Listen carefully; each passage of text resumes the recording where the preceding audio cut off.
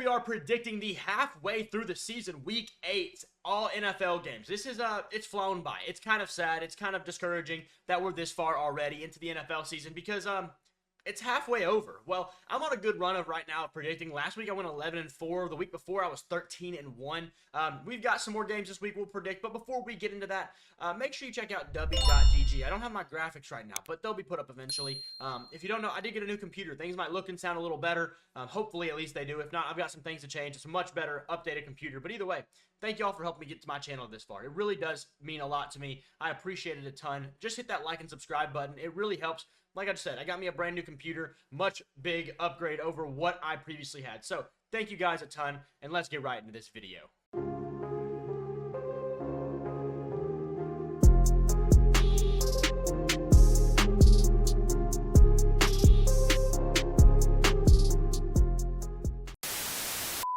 So this right here is what I had last week. I got this one wrong. I think that was it over there. I then got... Let's see, I predicted this one incorrectly, and then, what else was it? This one was wrong, and this one was wrong. That would be the correct answer, but I got those wrong. Either way, not too bad. A pretty good week, 11-4. Yeah, we'll go to next week's games. This is what this week's games look like. We have no teams on bye this week, so everybody does play, and this is where we're going to get right to, right? Let's start in the NFC. Thursday Night Football. There's no reason to think anything else will happen. This team's about to blow up. Matthew Stafford, Cooper Kupp, both about to be traded probably. Matthew Stafford might be traded to this team. Maybe they're just waiting for, this game to be over so they don't have Matthew Stafford beat them over the head with a metal rod.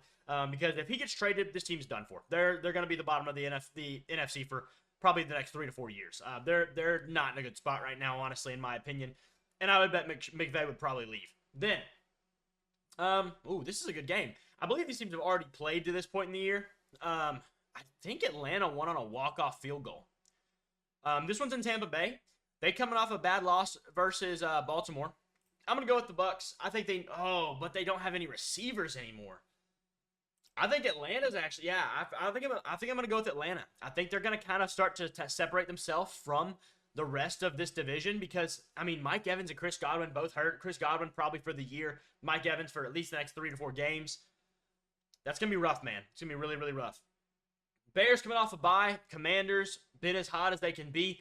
I'm going to go with the Bears. And this is because the Commanders don't have defense. They have been playing by blowing everybody out or scoring more points than you. Either one of those methods. It's worked for them to this point. Look at who they've beaten. And to be fair, look at who the Bears have beaten. They both have terrible records. The combined records of the other teams is something along the lines of like 7-20. Like, it's bad. Most of the teams they've both beaten have bad records. But the Bears do play decent defense, And I'm going to give them that. I'm picking all away teams at this point. That's probably not a good omen for this. Either way, the Niners versus the Cowboys. Give me the Niners in this one. The Niners have not been amazing. That would be incredibly detrimental for the Cowboys because that would put them at 3-4. That is a terrible look. But the Niners are battling 3-5 if they lose this game. This puts them to 4-4. They're coming off of a bad loss to the Chiefs, and it happens. But I think I'm going to go with the Niners here to get the job done. The Niners do typically hold the Cowboys either way, so I'm going to give them the credit where credit's due. Let's go to the AFC next before we get to the non-partisan games, I guess. I don't know. Either way. Colts, Texans. I think they've already played two. I think they just played a couple weeks ago. I'm going to go with the Texans. They're just the better team. They're 6-2 now. 3-0 in the division. Too bad for the rest of the division that their division sucks. But either way, this one, do we really need to talk about it? Granted, it's a division game, and division games can always go either way. That's the thing here. That's one thing that I will live and die by. Division games always can go either way because they know each other a little more. There's a little bit more in for it.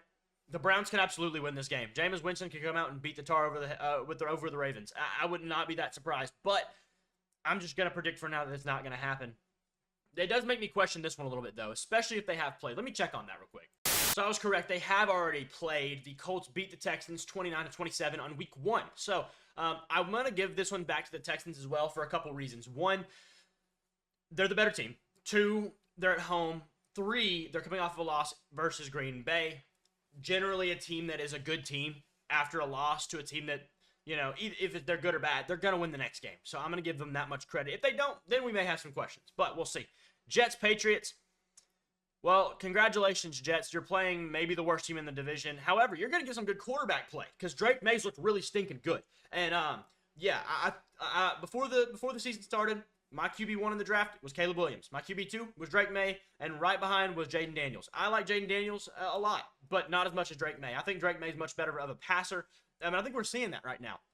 He is, over 20 completions a game. That's incredibly impressive for a guy who's just now getting really the hang of this. But at the same time, he has no one to throw to. He has, not a lot of help in general. The O-line sucks. The defense isn't even that good.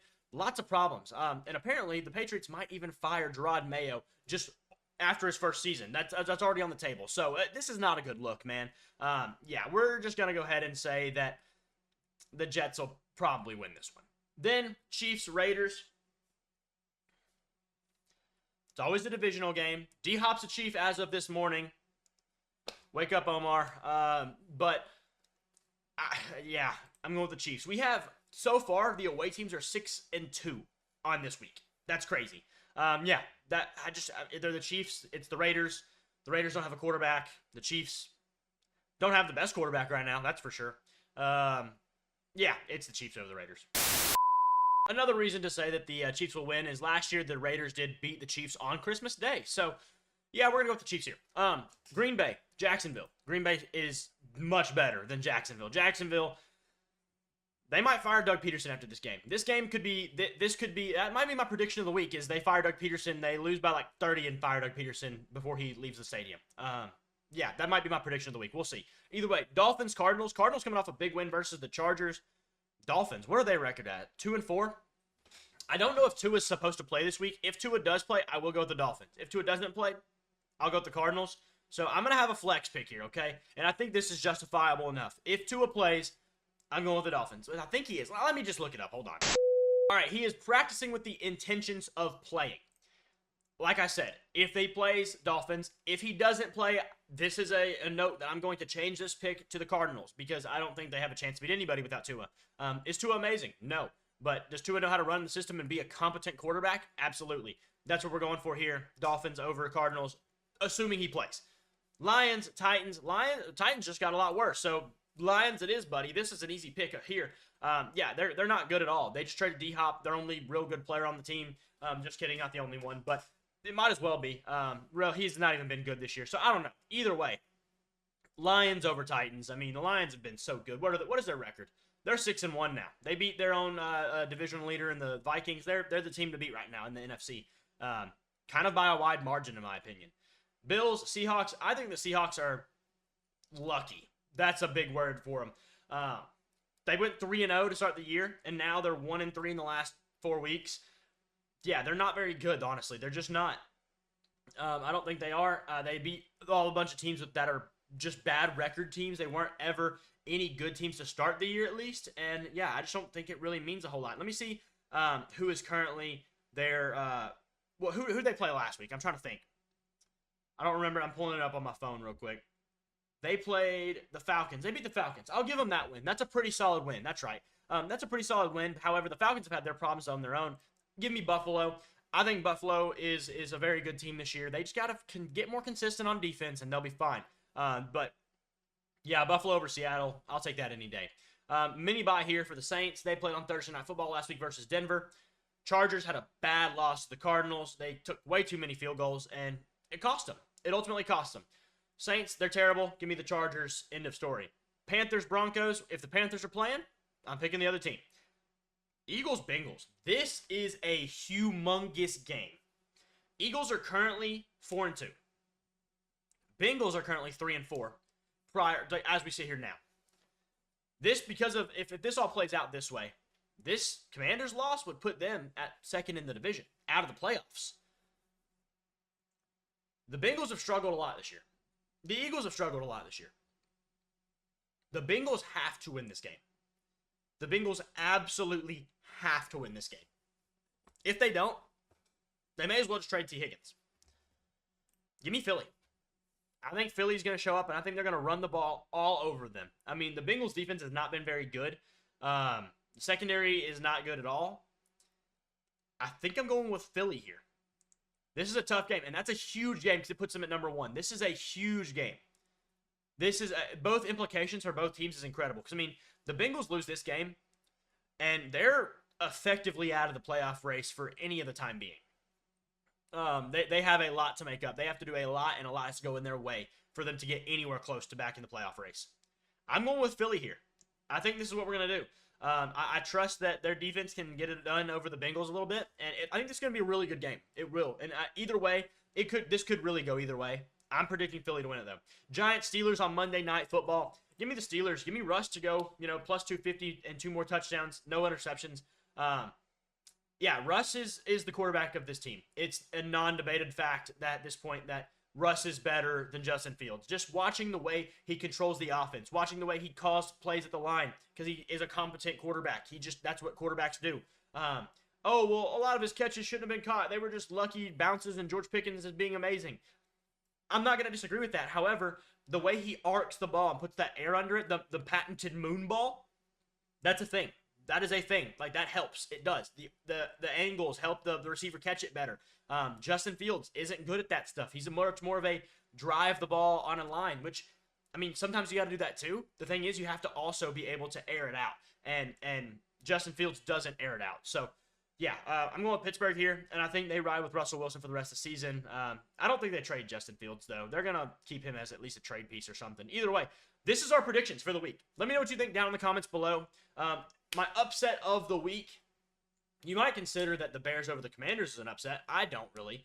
Trying to see if there's anybody else here that's much worse. You honestly, at this point, maybe even consider the Dolphins an upset. Maybe the Eagles would be the upset. I don't know if it really is an upset, but I'm going to go with the Eagles over the Bengals because of the implications of the game. And my lock of the week, honestly, I'm going with, not to be lame, but I'm gonna make this at least a little bit testy. I'm going to go with Vikings over Rams. I could pick Broncos over Panthers and be right. I could pick Ravens over Browns and be right. But I'm going to pick Vikings over Rams. I think that's at least a closer game. You know what? Forget it. Here's a big one. Niners over Cowboys. That's my lock of the week. Yeah, they're both kind of terrible, but give me the Niners. Easy. I'm not even stressing it. Yeah, so upset Eagles over Bengals. Lock of the week, Niners over Cowboys. Let me know what you guys think. Who would your lock be? And let me know down in the comments. Please hit that like button, that subscribe button. Helps me out a ton. Doesn't cost you a single thing. And I will see y'all in the next video.